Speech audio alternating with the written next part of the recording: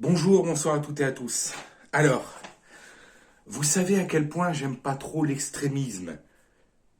C'est-à-dire que je le hais à un point extrême. Ouais, je sais, il y a comme une espèce de dichotomie. Mais voilà, j'aime pas trop qu'on vienne me tasser les nouilles à me parler de religion. C'est-à-dire que la religion, c'est comme les trous du cul. Tout le monde en a une, ou pas, mais c'est pas forcément un truc à montrer à tout le monde. Alors tu vois, quand je reçois ce petit courrier dans ma boîte aux lettres, petit courrier tout gentil, tout manuscrit, hein, euh, écrit par un monsieur N, je vais pas dire le nom de famille, de ma région, qui met bien son adresse mail et tout ça, et qui me dit que, étant donné le contexte sanitaire actuel, beaucoup de gens souffrent à cause de nombreux problèmes. Le but de ce courrier était de vous montrer qu'on peut s'attendre raisonnablement à ce que les choses s'améliorent. Ah, ben c'est une bonne nouvelle, mais pourquoi? La Bible nous donne de solides raisons d'espérer des jours meilleurs. Apocalypse selon Saint Jean. Elle promet la fin de la maladie et de la mort. Mais, et c'est moi qui ai bu, Dieu a promis dans celle-ci qu'il transformera la terre en paradis et a fait écrire cette promesse dans le 37e psaume au verset 29, les justes posséderont la terre et ils y vivront éternellement. Ouais, mais le truc c'est qu'il a promis ça aux cathos, aux juifs, aux musulmans. Au bout d'un moment, il y a forcément quelqu'un qui sera déçu. Si cela vous intéresse d'en savoir plus sur ces promesses, je vous invite à consulter notre site jw.org. JW. En Belgique, ce sont les témoins de Jéhovah. Bah, c'est-à-dire qu'un papier manuscrit d'une secte, tu vois, ça, tout de suite, c'est un petit peu... Vous pouvez accéder gratuitement, bah putain, j'espère, fils d'eux, et sans inscription, là aussi j'espère, à ce site internet et y trouver des preuves bibliques qu'on peut regarder l'avenir avec confiance. Apocalypse selon Saint Jean, des preuves bibliques. C'est comme les preuves scientifiques dans le Coran, tu vois. C'est non. Adam et Ève faisaient 12 mètres de haut, la Terre est plate et le soleil se couche dans un bain de boue. Et ben voilà, c'est pareil. C'est preuve biblique que bientôt ça ira mieux. Bah, c'est-à-dire que si je te dis, après la pluie vient le beau temps, il y a peu de chances qu'ils se mettent à flotter pendant 40 jours et 40 nuits. Tu vois. L'avenir est confiance. Vous pouvez également me contacter à l'adresse mail indiquée en haut de ce courrier. Veuillez agréer l'expression de mes salutations distinguées. Monsieur N. Il ne s'appelle pas Monsieur H-A-I-N-E. Non, Monsieur N, c'est l'initiale de son nom de famille. Combien je manquais de PQ. Bon, alors. Je suis croyant. À ma façon. Sans jamais vraiment dire de quelle confession j'étais, je pense qu'on peut s'en douter. Cela étant dit, je trouve d'un culot outrancier d'aller mettre des petits papiers manuscrits dans les boîtes aux lettres des gens pour leur vendre ta foi. Nul n'est apôtre en son pays, premièrement. Et deuxièmement, c'est-à-dire que si j'étais intéressé dans le fait de me faire embrigader dans une secte, j'irai chercher moi-même, t'inquiète pas. À l'ère d'Internet, même les débiles peuvent faire des recherches. Le fait est que je ne le sois pas suffisamment pour signer pour une secte. Signer aussi. Pourquoi j'appelle les témoins de Jéhovah une secte? Déjà parce que c'en est une. Et enfin, pas le droit aux médicaments, pas le droit au don du sang. S'il y a un des membres de la famille qui n'est pas d'accord, tu n'as plus le droit de le voir. C'est le comportement d'une. Ouais, t'as compris. En plus, je suis donneur de sang. Je suis donneur universel d'ailleurs, je suis du groupe O positif. Mais, ce qui fait que je suis moins sensible que quelqu'un d'autre à choper le couillonavirus, et pourtant je l'ai eu quand même. Mais je suis quand même donneur universel. Je donne tous les 4 mois. 3, 4, tu vois, ça dépend, ça est vache près. Techniquement, tu peux donner tous les 2 mois et 3 semaines, mais ils arrondissent à 3. Moi, je donne tous les 4 mois, au cas où je ferai un tatouage, tu vois, parce que tu dois attendre 4 mois après avoir fait ton tatouage, donc j'essaye de faire coïncider, de faire correspondre. T'es pas obligé de donner tout le temps dans la même ville. À partir du moment où tu as ta carte de donneur, c'est bon. Il faut donner du sang parce que du sang, ils en ont besoin. Et à ceux qui vont dire, oui, mais ils en ont des entrepôts qui dégueulent. Ouais, va leur dire ça pour ceux qui sont AB négatifs, connard. Parce que ce groupe-là, t'as plus de chances de gagner au loto que de l'avoir dans une pochette. C'est très difficile à se procurer, le AB négatif. Moi, ça va, j'ai ce qu'on appelle le sang de poubelle. C'est-à-dire que je peux le donner à quasiment n'importe qui. Alors, je serais bien con de ne pas le faire, non? Alors, quand t'as un mec qui vient me mettre un papier d'une secte, qui me dit, par contre, non, ce qui est dedans doit rester dedans, et puis, tu dois rien y ajouter. Ah, ça marche pour les médicaments, mais alors pour ce qui est de la bouffe et de la flotte, on fait comment? On crève la dalle et on crève de soif? Vous en avez d'autres des idées de génie comme ça, ou on continue? Non, parce que entre la secte qui me dit pas de don du sang, pas voir les gens qui font pas partie de la secte, pas de médicaments, et les sectes qui disent pas voir les gens qui font pas partie de la secte, il y a une redondance. Et il y a 77 pucelles qui t'attendent un jour si tu fais bien les choses, faire le mal, mais les faire bien. Plus les autres sectes qui te disent nous on veut du cul, du cul, du cul. Ah, et puis ton fric, et du cul, du cul, du cul. Non, c'est bon. Je reste sur mon truc, tu vois. Parce que les gardiens de la foi à laquelle j'adhère ne m'ont jamais demandé de pognon. Bon, ils passent bien avec une petite panière de temps en temps, mais ils font pas la gueule quand tu mets rien. Hein. Ils savent que tout le monde n'a pas les moyens. Même 5 centimes, tu vois, tu racles les fonds de poche. Des fois, à la fin du mois, même ça, c'est difficile à mettre. Puis bon, faut dire que j'y vais pas aussi souvent que je devrais, ou que je voudrais, ou que je pourrais. Je fais ce que je veux, hein. Au pire, t'es pas ma mère. Ils sont jamais venus me demander de pognon, ils sont jamais venus me dire que je devais baisser mon froc, ils sont jamais venus me dire que j'ai le droit de baiser avec des gamins, ils sont jamais venus me dire que j'ai pas le droit de donner mon sang, au contraire, ils encouragent plutôt à le faire. Mais je sais pas. C'est un peu comme les pastafaristes, tu vois, ils t'emmerdent pas avec le don du sang, les médicaments, la fornication, tous ces trucs-là. Ils s'en foutent complet. C'est pareil pour les Jediistes, ils t'emmerdent pas. C'est bien.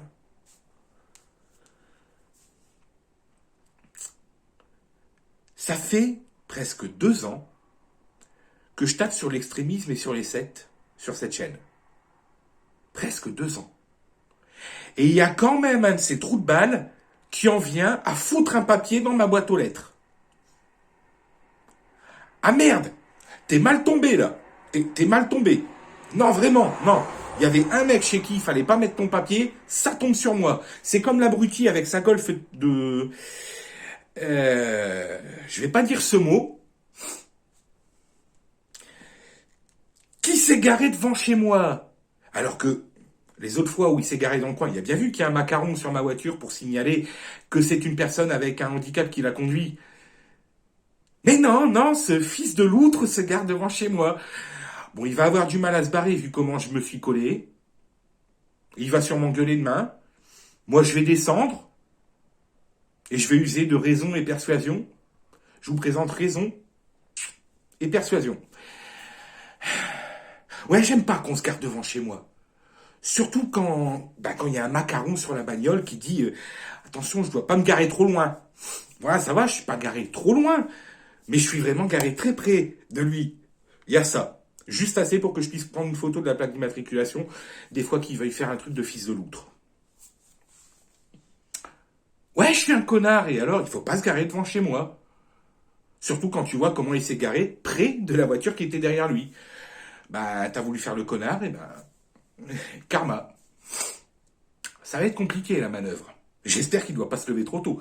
Parce que là, il est presque 1h du matin, que j'ai bu un coup. Et parce que j'ai regardé Trainspotting 1 et 2 dans la soirée chez un pote. et qu'en plus j'ai l'énervement de constater qu'un trou de balle se gare à ma place et qu'un autre trou de balle a foutu un papier pour m'attirer dans sa secte. Tu le sens que demain je vais passer une bonne journée? Parce qu'en plus demain j'ai du boulot qui m'attend, parce que je dois finir cette putain de cours que je suis en train de faire. Je suis en train de préparer un patio pour mes chats. Ça va être cool. Ils vont être contents. Ils vont pouvoir profiter de l'air pur sans risquer de se faire empoisonner par ces connards de fermiers qui utilisent de la morora alors qu'ils sont pas censés avoir le droit de le faire. Je dis pas que j'ai pas de respect pour les fermiers, je dis que j'en ai pas pour ceux qui utilisent des produits qui sont pas censés avoir le droit d'utiliser. Et ça, plus les mecs qui passent en bagnole à 130 alors qu'il y a un panneau stop à 50 mètres là-bas. Donc les mecs, ils viennent du virage à gauche, au bout de 50 mètres, ils sont déjà à 130. Ouais, ça me met un petit peu de travers, donc j'ose pas trop laisser les chats sortir, tu vois. Ouais, parce que c'est la campagne, mais c'est pas encore assez la campagne pour moi. Hein. C'est encore un peu trop civilisé. C'est-à-dire qu'il y a des gens. Donc c'est trop. On dit, à partir de combien on tolère le voisinage? 7 à 800 mètres, ça me va. Moi, ça commence à être gênant. Non, parce qu'au bout d'un moment, les gens me gonflent. Entre les gourous de secte qui me cassent les nouilles. On va éviter les mots. Entre les mecs avec leur golf de Village People, qui me tassent les nouilles aussi, à se garer juste devant chez moi, et en plus à bien faire exprès que le mec derrière puisse pas se barrer. Bon, bah comme je t'ai dit, karma. Les autres fils de l'outre qui me cassent les nouilles, à essayer de faire l'apologie de la violence, de la haine et tout ça, en disant, mais mon ami imaginaire est mieux que le tien, sur les réseaux sociaux. Là, je tombe sur un mec tout à l'heure qui, c'était sur le trait d'une nana, je crois, qui posait une question. C'était quoi la question? Ah, je sais plus. Je sais plus, mais c'était pas... Oui, si t'avais les pouvoirs de Dieu, tu ferais quoi?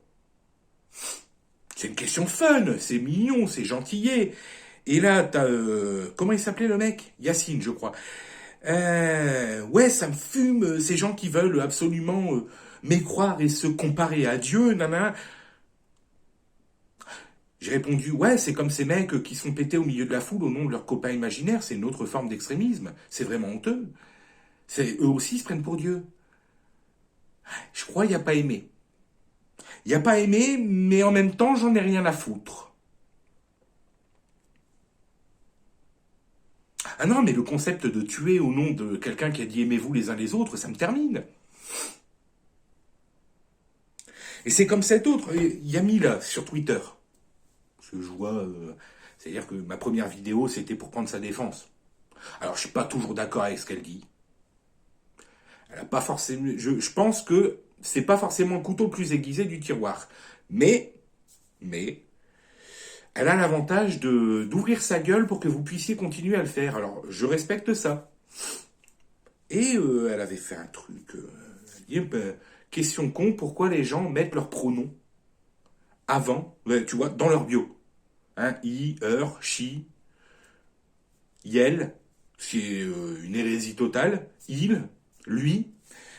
Et pourquoi les gens mettent ça? Bah oui, c'est vrai. Pourquoi les gens mettent ça? Après tout, qu'est-ce qu'on en a à foutre? Hein? C'est-à-dire que tu utilises un pseudo, c'est que t'as pas spécialement envie qu'on sache quitter. Alors pourquoi tu nous dis quitter? En plus, pourquoi généralement ceux qui mettent les pronoms en yel sont les mêmes que quand tu lis leur bio, c'est maladie mentale, plus une autre putain de maladie mentale, plus une autre foutue maladie mentale.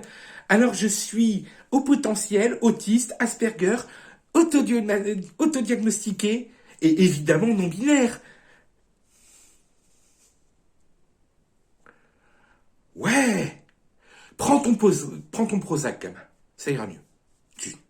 Tu t'assieds, tu prends 5 minutes, tu respires, tu veux un sac en papier, parce que je vais te dire des choses qui vont peut-être un petit peu heurter ta sensibilité. Tu veux un safe space? Bon, moi, tu vois, de mon temps, on n'avait pas des safe space. Quand on disait un truc qui froissait les gens, soit on s'en prenait une, ce qui remettait les idées en place, soit ça provoquait un débat. Alors attention, cette personne, je lui ai dit des choses pour provoquer un débat. C'est-à-dire que je réponds à la question, hein, pourquoi les gens mettent leur pronom? Bah, recherche d'attention.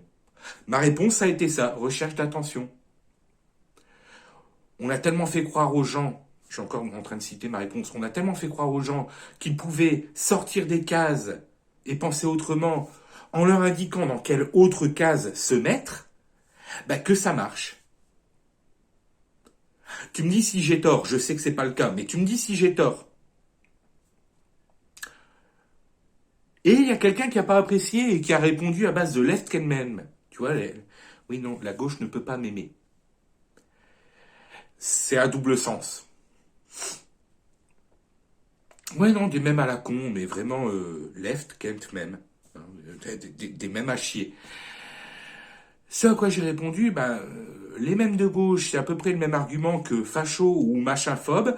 C'est juste un aveu que tu sais que t'es moins malin ou maligne que moi, et que donc, tu fuis le débat en disant, ok facho, ok boomer, ok machinphobe. Je sais que je suis trop con pour débattre, alors j'essaye de faire croire que c'est toi le gros con. Spoiler, ça n'a pas marché. C'est-à-dire que si j'avais mis la grenouille de la honte, la grenouille de la honte aurait eu plus de likes que ces commentaires de débiles. Dès que t'es pas d'accord ou dès que t'as de l'esprit critique, un LGBT te traite de transphobe. Dès que t'as de l'esprit critique, un musulman te traite d'islamophobe. Dès que tu as de l'esprit critique, un gauchiste te traite de facho. Mais allez vous faire foutre, c'est mon fonds de commerce, l'esprit critique, bordel de... Hein? Il va me traiter de quoi, là, le témoin de mes... Excusez-moi, mais ils se déplacent par deux, ils ont toujours une valise. C'est... Ouais. C'est quoi deux spermatozoïdes avec une valise? Des témoins de mes couilles. La différence, c'est qu'ils ne sonnent pas à la porte, ils sont déjà à l'intérieur. Il va me traiter de quoi, lui? Hein? De sectophobe? Alors déjà, on va se calmer tout de suite. Hein. Moi aussi, j'ai joué à XCOM. Et les sectophobes, c'est les sectoïdes. Putain, ouais, excusez-moi. Je les confonds toujours. C'est-à-dire que l'un comme l'autre, ils prennent la grosse tête, ils ont une sale gueule. Et ils ont une bouche, on dirait qu'elle est taillée, qu'elle est faite pour tailler des... C'est pas pour rien que plein de gens les appellent les félelettes. Parce qu'avec leur tronche, ils pèsent le félelettes. Je suis sur les sectoïdes, là. Si tu poses des questions, je suis pas sur les témoins de Jéhovah. Non, mais sans déconner. Merde. Alors moi, j'ai choisi. J'ai choisi la vie. J'ai choisi d'en avoir rien à foutre. Ouais. J'ai choisi de croire en ce en quoi je veux croire. J'ai choisi de m'amuser. J'ai choisi de dire ce que je pense être la vérité. J'ai choisi de toujours dire ce que je pense et d'en avoir rien à foutre de ce que ça peut faire ressentir aux autres. J'ai choisi de parfois être un gros con parce que je refuse obstinément de me mettre à genoux devant qui que ce soit. J'ai choisi de parfois être un gros con parce que je refuse d'être soumis, parce que je refuse de fermer ma gueule, parce que je refuse de voir le monde se barrer en couille, parce que je refuse d'avoir des trous du cul qui se garent sur ma place alors que je suis en invalidité permanente, parce que je refuse d'avoir des mecs qui me foutent des papiers de leur putain de secte dans ma foutue boîte aux lettres pour me dire « Eh, ma façon de croire est meilleure que la tienne, parce que c'est écrit dans mon livre. » J'ai choisi la vie. J'ai choisi la vie parce que on vit dans un monde où on arrive à un âge où on se dit j'ai pas eu de gosse, mais c'est peut-être pas une mauvaise chose de pas en avoir eu. Pour faire quoi? Pour leur laisser un monde où ils vont avoir un boulot de merde, se taper 2 heures de transport en commun pour aller au boulot, et leur laisser une vie encore pire que la nôtre? Pour qu'enfin eux en laissent une encore pire que la leur à leurs gamins? Alors j'ai choisi de vivre et de voir où ça va me mener. Alors arrêtez de me faire chier à vouloir m'imposer votre façon de voir les choses. Arrêtez de faire chier le monde à essayer d'imposer à ce monde entier votre façon de voir la chose. Votre façon de voir le monde. Tout le monde ne voit pas à travers vos yeux. Je vois à travers les miens et je vous partage mon point de vue. À aucun moment je vous oblige à penser comme moi. À aucun moment je vous suggère que je puisse avoir raison plus que vous. Et quand je le fais, c'est forcément de la blague. Parce qu'à aucun moment je me prends au sérieux. La vie, de toute façon, on s'en sortira pas vivant. Alors pourquoi la prendre au sérieux? À aucun moment je ne veux vous imposer quoi que ce soit. Sinon, d'avoir peut-être par vous-même le déclic de penser de façon critique, de tout remettre en question, y compris ce que je dis évidemment. À aucun moment je ne veux vous imposer quoi que ce soit. Sinon la liberté. Si vous la refusez, ben moi j'y peux pas grand-chose. Je vous trouverai probablement con de le faire, mais j'y peux rien. C'est votre choix. J'ai choisi d'aimer la vie telle qu'elle est, avec ses défauts. J'ai choisi d'aimer la vie le jour où j'ai choisi d'arrêter d'essayer de me foutre en l'air. Parce que j'ai tout essayé, tu vois. J'ai essayé les médocs, j'ai essayé la vitesse, j'ai essayé la mutilation, j'ai essayé l'ouverture de veines, j'ai essayé pas mal de techniques, tu vois, pour me suicider. Parce qu'à une époque, la vie, je l'aimais pas. J'avais vraiment envie d'y mettre fin, je trouvais que c'était de la merde. J'ai essayé tous les alcools possibles, j'ai essayé quasiment toutes les drogues possibles. J'ai essayé tous les comportements extrêmes possibles.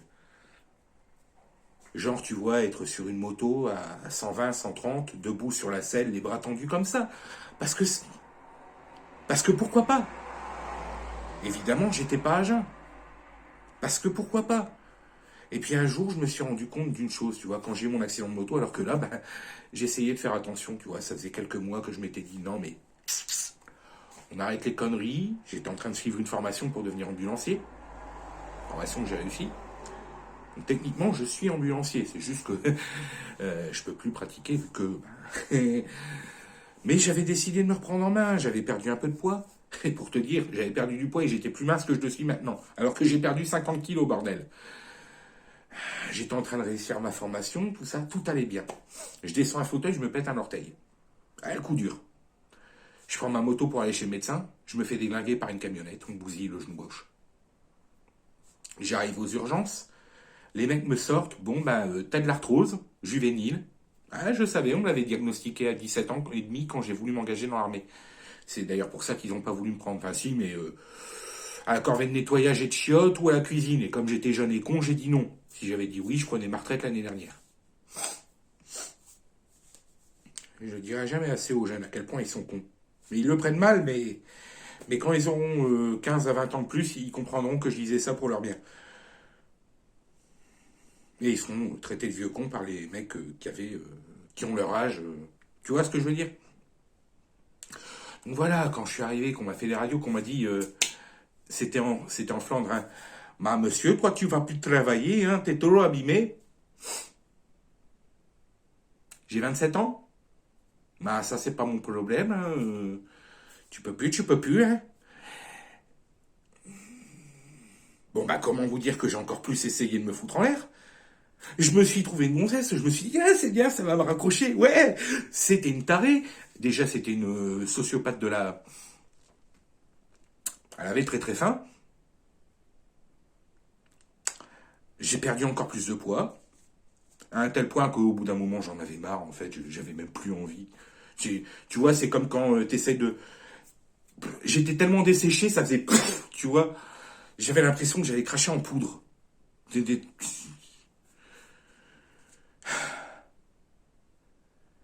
Et puis elle m'a pris pour un con, et son beau-père a essayé de me prendre pour un con, et je me suis rendu compte qu'ils étaient surtout intéressés par mon beau 4x4 que par ce corps d'athlète. Et prostituer sa belle-fille pour pouvoir trader son cul en 4x4, je trouve ça un petit peu limite. Puis bon, comme j'étais fragile psychologiquement, parce que je venais d'apprendre pour mon handicap, ah ça les a bien fait marrer. Là. Ouais, mais t'es un fragile, nanana, t'es comme l'autre là qui faisait un burn-out.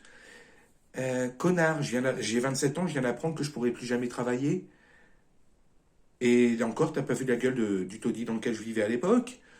Ouais, t'as raison, tu sais quoi? Ce petit cul et son 4x4, il se barre et vous allez vous faire foutre.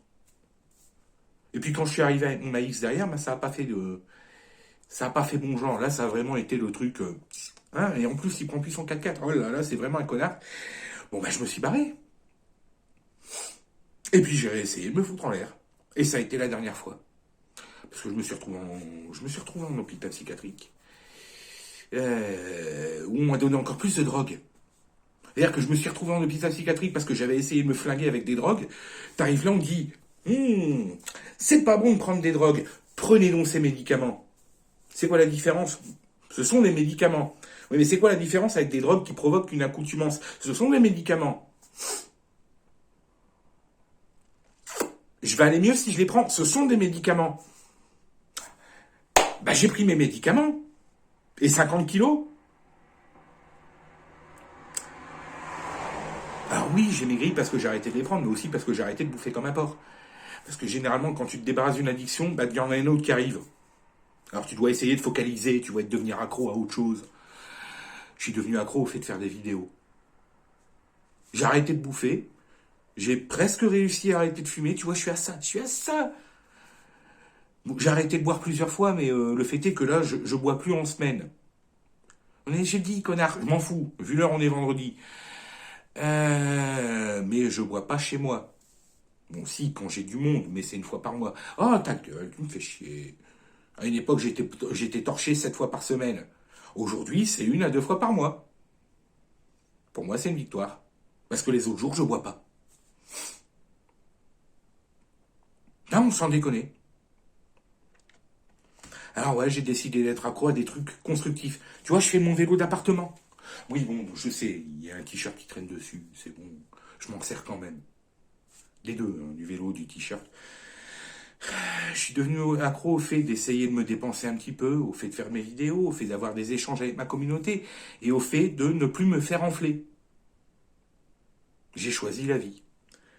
Et j'ai choisi, je vous le redis, de ne pas me faire diriger par qui que ce soit. Même pas par moi-même, hein. Par mes instincts, je veux dire, tu vois, par mes addictions, par tous ces trucs-là. J'ai choisi de ne plus me faire mener par le bout du pif. J'ai choisi de ne plus être dépendant. Ou plutôt de choisir ma dépendance. Et donc maintenant, je suis drogué à la vie. Et je suis drogué à la liberté. Et tu n'imagines même pas à quel point ça fait du bien. Alors, ça ne veut pas dire que j'ai arrêté toutes les substances. Parce que j'ai toujours pensé que le chanvre indien en thérapeutique, en médical, pour moi, c'est un très bon médicament parce que en plus, ça permet d'arrêter d'autres médicaments, comme je sais pas, moi, le Séroquel, le Dépacote. Je suis pas en train de dire que vous devez arrêter vos médicaments. Non, soyez pas cons. Parlez-en à votre médecin. Moi, je l'ai fait. Et mon médecin m'a dit, dans ton cas particulier, c'est pas forcément une mauvaise idée. Parce que sur le coup, j'en vois pas de meilleur. Ouais, mon médecin est un homme très professionnel et très honnête. Le mec, il a 10 ans de plus que moi, en plus. Non, il est cool, il est cool. Et depuis, hein? Vous voyez bien, je suis équilibré. J'aurais pas dû faire ça. Ça pique. Donc ouais, j'ai choisi d'exister. J'ai choisi de subsister. Alors des fois, j'en ai marre. Des fois, je vois à quel point l'humain est con et ça me donne envie de me barrer de cette foutue planète. Des fois, je vois à quel point l'humanité est stupide et ça me redonne envie de me foutre en l'air. Mais je m'accroche. Je m'accroche parce que je me dis que demain, il pourrait faire meilleur. Je m'accroche parce que je me dis que demain, je pourrais envoyer chier un témoin de Jéhovah qui vient mettre ses papiers dans ma boîte aux lettres. Demain, je pourrais mettre des quiches à un mec qui vient garer sa Golf de Freddie Mercury dans chez moi. Je continue parce que je me dis que demain, sur Twitter, je pourrais donner une leçon à Jean Bobo Gaucho, LGBT, malade mental autoproclamé. Je dis pas que l'homosexualité est une maladie mentale. Non, je dis que tout ce qu'ils ont rajouté à côté n'est pas forcément de la santé mentale pure et dure. Parce que homo, gay, bi, trans, ok.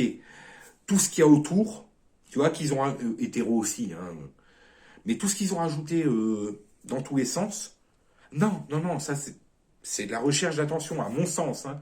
C'est-à-dire que quand tu entends des gens qui se définissent comme age-freed, ça veut dire quoi? Ben, ça veut dire qu'un jour ils estiment avoir 45 ans et être employé de bureau et que le lendemain ils estiment être une petite fille de 8 ans. Ouais, sauf que généralement, tu vois, ces gens-là sont des pédos. Bon, bah, j'ai pas spécialement envie de reconnaître ça comme une sexualité. Pour moi, c'est plutôt une déviance. Ou quand tu entends des gens qui te disent je suis gender fluid.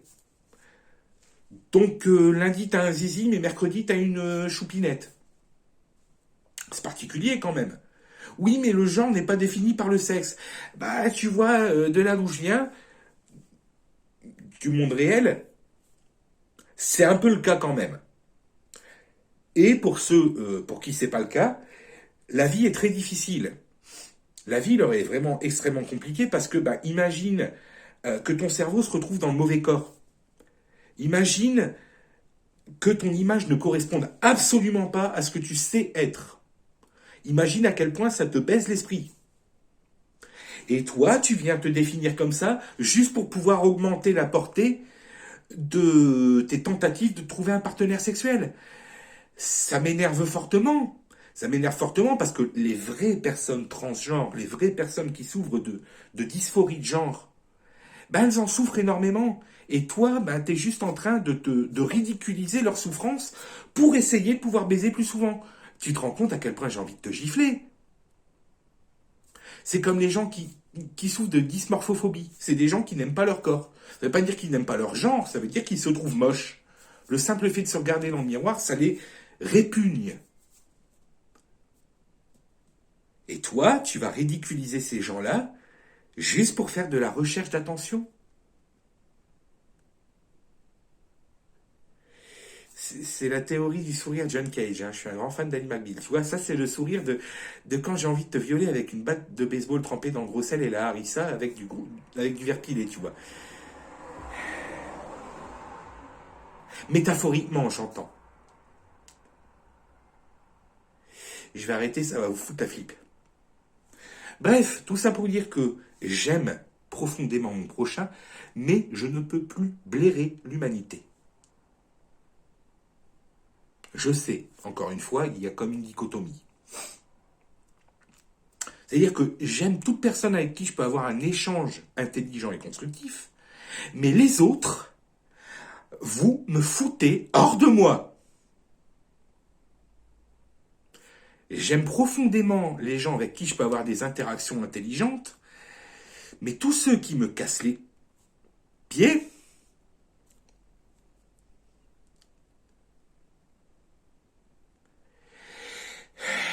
je préfère pas le dire. Alors voilà. Voilà. Ouais.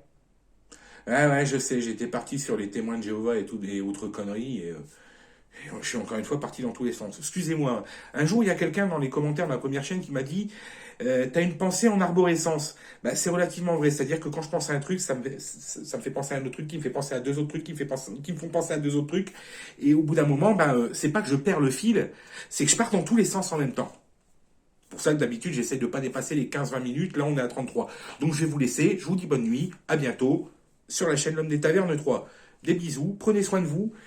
Et choisissez la vie. C'est bien le seul ordre que je vous donnerai.